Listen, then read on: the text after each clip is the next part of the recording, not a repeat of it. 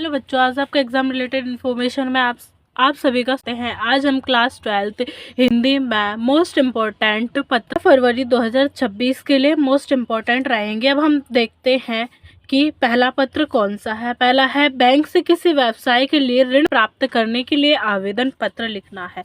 इसमें क्वेश्चन दिया होता है, उसके बेस पर आप लिख सकते हैं। जैसे कि इसमें दिया हुआ है, किसी बैंक प्रबंधक का कोई व्यवसाय करने जैसे कि कार खरीदने, कंप्यूटर शिक्षक, चिकित्सा हेतु ऋण प्राप्त करने के लिए आवेदन करते हैं। और भी बहुत सारी चीज़ों के लिए आवेदन क्वेश्चन में दिया हो, आप उनमें से एक में किसी पर भी लिख सकते हैं। इसमें सबसे पहले आता है सेवा में पर या फिर किसी को भी उसका नाम लिखे। उसके बाद इलाहाबाद बैंक, जिस भी बैंक से आप लिख सकते हैं। उसके बाद माल रोड मेरठ, इसमें फिर लिखेंगे महोदय। समनीय निवेदन है कि वर्ष 2XX जिसमें भी लेंगे उसका वो, और जिस यूनिवर्सिटी से या जिस यूनिवर्सिटी में आप स्कूल उसका नाम लिखेंगे, और उसमें जो भी आपने उत्तीर्ण की है किस मकसद से लेना है उसकी क्या है उसके लिए। जैसे कि इसमें बोला है कि इसने BA की द्वितीय परीक्षा उत्तीर्ण करने के बाद इसे कोई रोजगार प्राप्त नहीं हुआ है, और मगर इसे ज्ञात हुआ है कि सरकारी योजनाएं जो होती हैं वो बेरोजगारी के लिए 50,000 रुपये तक ऋण सुविधा प्रदान करती हैं। अतः संदर्भ में आवश्यक पत्र प्रपत्र आदि भवकार मुझे भी 50,000 तक का ऋण चाहिए, तो उसके लिए कृपया करें। धन्यवाद।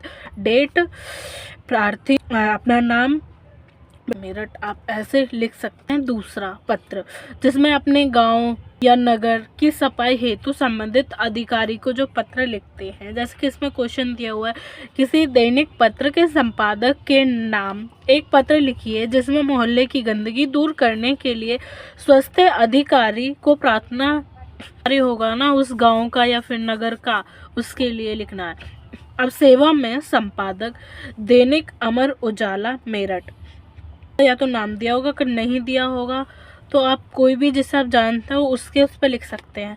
उसके बाद महोदय, आपके सम्मानित पत्र के माध्यम से मैं मेरठ नगर निगम के स्वास्थ्य अधिकारियों का ध्यान यहाँ के मोहल्ले में नई बस्ती में व्याप्त गंदगी के ऊपर की ओर आना चाहते हो। ये बोलते हैं कि मैं सम्मान करते हुए मैं मेरठ नगर निगम के अधिकारियों को जो हमारे मोहल्ले में गंदगी फैली है उसके बारे में मैं बताना चाहता हूँ या चाहती हूँ, अब जैसे भी लिख सकते हैं।